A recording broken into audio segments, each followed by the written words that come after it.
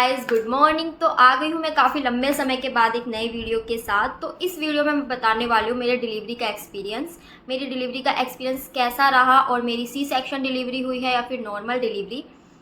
अभी मेरी डिलीवरी को 1 मंथ हो गया है ऑलमोस्ट, तो काफ़ी लंबे समय हो गया।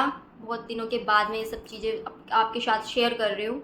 तो प्लीज़ वीडियो को पूरा देखिएगा, वीडियो में बने रहिएगा एंड प्लीज़ वीडियो को लाइक कर दीजिएगा, चैनल को सब्सक्राइब कर दीजिएगा एंड बेल आइकन को भी दबा दीजिएगा ताकि मेरी नई नई वीडियो, अभी तो कंटेंट यही चल रहा है कि हाँ मैं डिलीवरी के ऊपर बता रही हूँ, लेकिन आगे आगे और नए नए कंटेंट आपको मिलेंगे।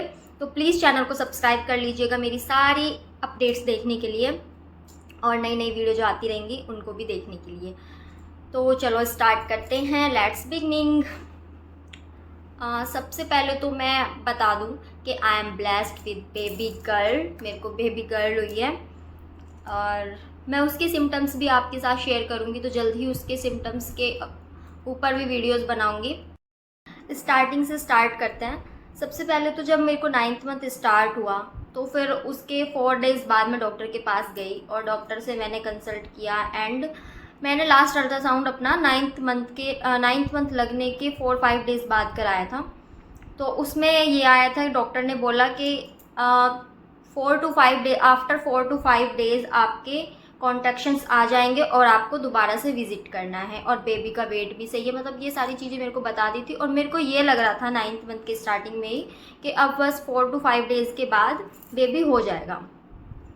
ठीक है, तो फिर दिन ऐसे ही आगे बढ़ते गए 10 डेज़ हो गए, 15 डेज़ हो गए। मेरे को ये हो गया यार अब तो इतने दिन हो गए, कॉन्ट्रैक्शंस आ जाने चाहिए थे, क्योंकि डॉक्टर ने मेरे को स्टार्टिंग में जब 9th मंथ स्टार्ट हुआ था तभी बोल दिया था कि 4 to 5 डेज़ में आपको पेन स्टार्ट हो जाएंगे और आपको जल्द से जल्द आपकी डिलीवरी हो जाएगी। बट टाइम निकलता गया और 9th मंथ के ऑलमोस्ट 18 डेज़ हो गए। मैं फिर से डॉक्टर के पास गई। 9th मंथ के 18 डेज़ पे जब मैं गई थी तो डॉक्टर ने बोला कि आप अभी आफ्टर 4 to 5 डेज़ और रुको और 4 to 5 डेज़ में अगर पेन आ जाते हैं दैन ठीक है, नहीं तो आप फिर से एक बार आना हमारे पास। तो ऐसे ही हुआ, 18 डेज़ पे मैं गई थी, लेकिन फिर दोबारा से मैं 9 मंथ के 22 डेज़ पे गई हूँ। तो उस दिन जाने के बाद डॉक्टर ने बोला कि ठीक है अभी सब चीज़ सही चल रही है तुम्हारी, और अगर अभी कल तक आप वेट करो, कल सुबह, उस दिन जिस दिन मैं गई थी उस दिन मंगलवार का दिन था, 1 अप्रैल मंगलवार का दिन था। तो उन्होंने बोला कि ठीक है अभी सब चीज़ सही चल रही है और जैसे कि आपको लग भी रहा है कि यार बहुत टाइम हो गया, तो उस हिसाब से अगर देखा जाए तो आप हमारे पास कल आओ, कल सुबह मॉर्निंग में आओ 8 बजे, और 8 बजे आने के बाद हम आपको पेन इंड्यूस कर देंगे और नॉर्मल डिलीवरी ट्राई करेंगे। पेन इंड्यूस कर देंगे और आपकी शायद डिलीवरी कल हो सकती है 10-11 बजे तक मॉर्निंग में, और कल का दिन भी अच्छा है, इस तरह बोल के उस दिन भी डॉक्टर ने मेरे को टाल दिया। अभी 2-3 बार उन्होंने ऐसे ही किया है और मेरे को ये था यार फर्स्ट डिलीवरी है, मेरे को भी ज़्यादा एक्सपीरियंस नहीं था, मुझे बस ये लग रहा था कि बस जल्द से जल्द बेबी मेरे पास हो।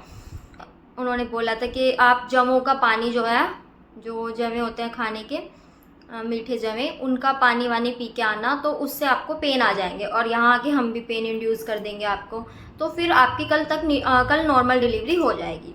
ठीक है, तो उस दिन मैंने ये सब सुनने के बाद मैं जैसे ही घर के लिए निकली, मैंने कहा चलो ठीक है, मुझे बहुत अच्छा लग रहा था यार, सही है, मैं अब सुबह को अपना अच्छे से तैयारी के साथ आऊँगी और कल बेबी हमारे पास होगा। जैसे ही हम हॉस्पिटल से निकले तो मेरे को ऐसी भूख लग रही थी, मैंने कहा यार अब कुछ खा लेते हैं। तो हमने कुछ खाया, थोड़ा बहुत कुछ खाया, और उसके बाद ही हॉस्पिटल से हम निकले, मतलब 1 तारीख को 12-1 बजे के आसपास हम निकले, और जैसे मैंने कुछ खाया और उसके बाद हम घर तक भी नहीं जा पाए और रास्ते में मेरे को पेन स्टार्ट हो गए, बट पेन हल्का हल्का था, तो हम घर चले गए कि नहीं अभी मतलब पेन बढ़ना चाहिए। और उस टाइम तक मुझे ये भी नहीं पता था कि ये रियल पेन है या फिर फेक पेन है, क्योंकि इसमें बहुत बार तो कॉन्ट्रैक्शंस ऐसे भी आते हैं कि फेक लगता है कि फेक पेन आ रहा है। तो उस टाइम मैं घर चली गई, मैंने कहा यार अभी तो बहुत हल्का हल्का है, इतना लग नहीं रहा था कि रियल पेन है ये। और घर जाने के बाद मेरे को धीरे धीरे 2 बजे के अराउंड, दोपहर के 2 बजे के अराउंड मेरे को पेन स्टार्ट हो गए थे। हल्के ही थे उस टाइम, तो ऐसे आ रहे थे पेन 40 to 45 मिनट्स पे रुक रुक के पेन आ रहे थे। चलता रहा एंड शाम के बज गए 6। घर पे मेरे को शाम के 6 बज गए। उस टाइम पे फिर मेरे को पेन बढ़ने लगा, मतलब जो 40 और 45 मिनट के अराउंड आ रहे थे, फिर मेरे को आने लगे 10 to 15 मिनट्स के अराउंड पेन आने लगे। उसके बाद फिर मेरे को लगा यार डॉक्टर ने तो कल सुबह बुलाया था, लगता है आज ही जाना पड़ेगा, आज ही हमें अब निकलना पड़ेगा। फिर उसके बाद मेरी मम्मी थी मेरे पास, तो मम्मी ने मेरे को वो जो डॉक्टर ने सजेस्ट किया था कि वो पानी पी के आना है, जमो का वगैरह वगैरह, तो फिर वो मैंने पिया। उसके बाद थोड़े और पेन बढ़ गए, 10-10 मिनट के अराउंड मेरे को पेन आने लगे थे। तो फिर मेरे को यही लगा कि भाई बस अब चलो यार डॉक्टर के पास चलते हैं, अब तो पेन बढ़ चुका है। तो फिर हम गए डॉक्टर के पास दोबारा से शाम के 7 बजे। शाम के 7 बजे जाने के बाद डॉक्टर ने मेरे को एग्ज़ामिन किया। उन्होंने देखा तो उन्होंने बोला कि हाँ 2 सेंटीमीटर तक सर्विक्स ओपन हो चुका है, लेकिन अभी टाइम लगेगा और 4-5 घंटे लग सकते हैं। 7 बजे के अराउंड उन्होंने मुझे ये चीज़ बोली थी कि अभी 4-5 घंटे लग सकता है। ऑलमोस्ट 10-11 बजे के आसपास बेबी आ जाएगा रात को। 10-11 बजे के बाद 10-11 बजे तक डिलीवरी हो जाएगी। चलो ठीक है यार, मेरे को भी थोड़ा अच्छा लगा। और वहाँ पे फिर धीरे धीरे पेन बढ़ते रहे, बहुत ज़्यादा पेन हो रहे थे। लेकिन पेन मतलब ज़्यादा तो हो रहे थे, लेकिन कंटिन्यूसली नहीं आ रहे थे। वही हो रहा था कि 5 मिनट्स बाद आ रहे हैं, बार बार फिर रुक रहे हैं, फिर 5 मिनट्स बाद आ रहे हैं। तो इस तरह से ना सर्विक्स ठीक से ओपन हो पा रहा था, बार बार मेरे को एग्ज़ामिन के लिए बुलाया जा रहा था। फिर तब तो हम गए ही थे। फिर 10 बजे के अराउंड फिर से जब डॉक्टर ने ये बोल दिया था कि 10-11 बजे तक डिलीवरी हो जाएगी, फिर से मेरे को डॉक्टर एग्ज़ामिन करने के लिए आई। उन्होंने फिर देखा, तब भी यही बोला कि अभी तो 2 सेंटीमीटर तक ही ओपन है एंड अभी और टाइम लगेगा। फिर उन्होंने कुछ पेन और बढ़ाने के लिए कुछ मेडिसिन्स वगैरह भी दी, वो ली मैंने। उसके बाद पेन और ज़्यादा बढ़ गया, और ज़्यादा, मतलब बहुत ज़्यादा हालत ख़राब हो गई थी, लेकिन सर्विक्स ओपन नहीं हो रहा था। बार बार मेरे को एग्जामिन किया जा रहा था। 3 सेंटीमीटर तक सर्विक्स ओपन हो चुका था, ख़त्म हालत हो चुकी थी, क्योंकि दर्द इतने ज़्यादा आ रहे थे। और 1 बजे तक मेरी हालत बिल्कुल ख़राब हो चुकी थी। मैं डॉक्टर को बस मैंने कहा यार अब डिलीवरी कर दो, अब कैसे भी कुछ भी करके। लेकिन डॉक्टर बस बार बार कोई मेडिसिन दे देती थी कि हाँ इससे और पेन बढ़ जाएंगे।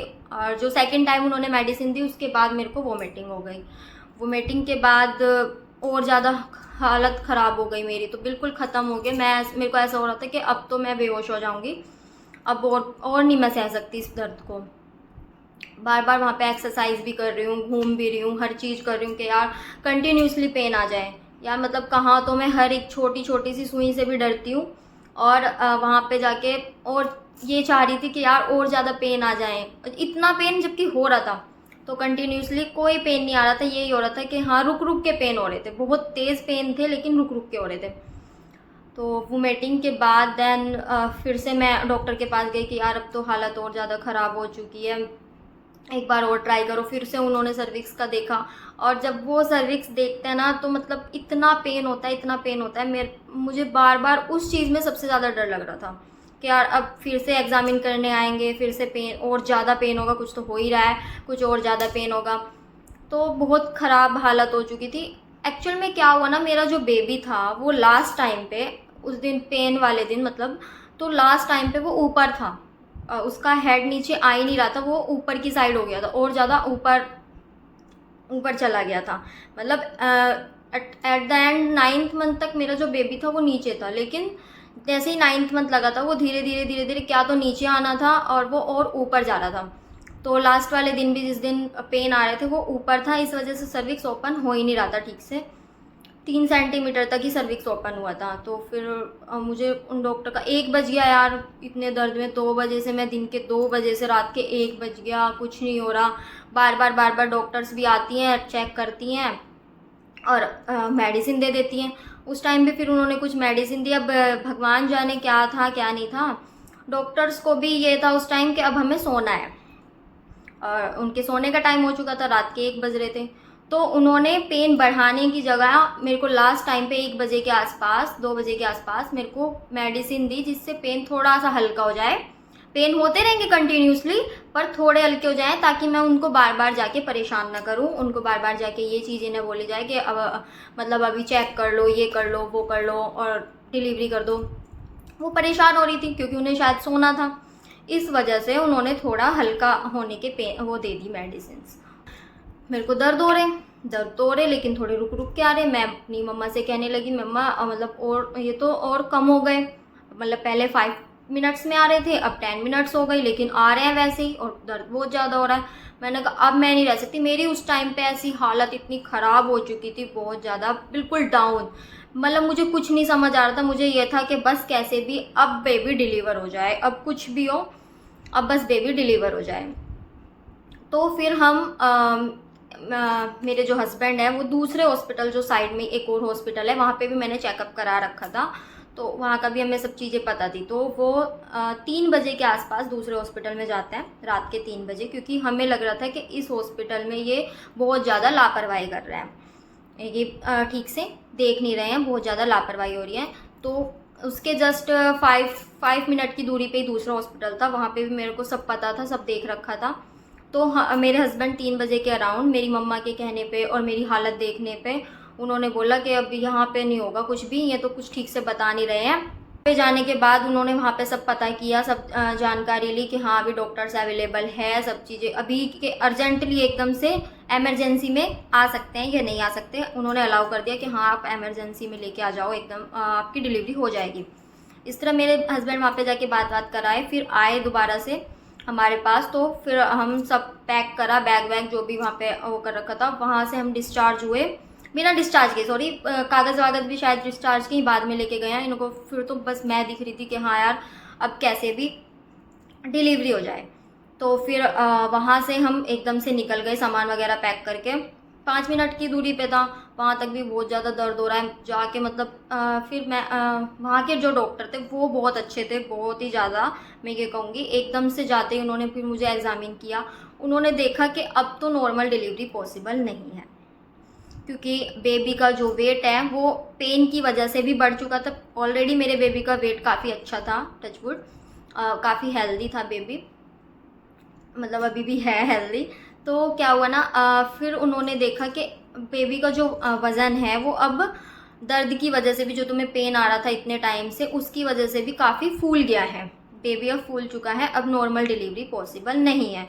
और बेबी के पोटी करने के चांसेस भी बढ़ गए थे कि बेबी अब कभी भी पोटी कर सकता है। फिर उसके बाद तो खैर चांसेस होता ही नहीं है, फिर तो सी सेक्शन ही होता है। तो उन्होंने एकदम से यही बोला जाते ही कि अब इनका नॉर्मल डिलीवरी पॉसिबल नहीं है, अब इनकी ऑपरेशन ही होगा, सी सेक्शन ही होगा। तो वहाँ पे बस थोड़ी राहत मिली, क्योंकि यार इतने दर्द के बाद फिर आप ये तो नहीं डिसाइड करते कि आपको नॉर्मल की साइड जाना है या फिर सी सेक्शन की साइड जाना है, क्योंकि इतना दर्द होता है ना, फिर उस टाइम तो ये लगता है कि यार जैसे भी हो जाए बस हो जाए, ठीक है। तो फिर मैंने कहा हाँ ठीक है, आप सिजेरियन कर दो, आप सी सेक्शन कर दो।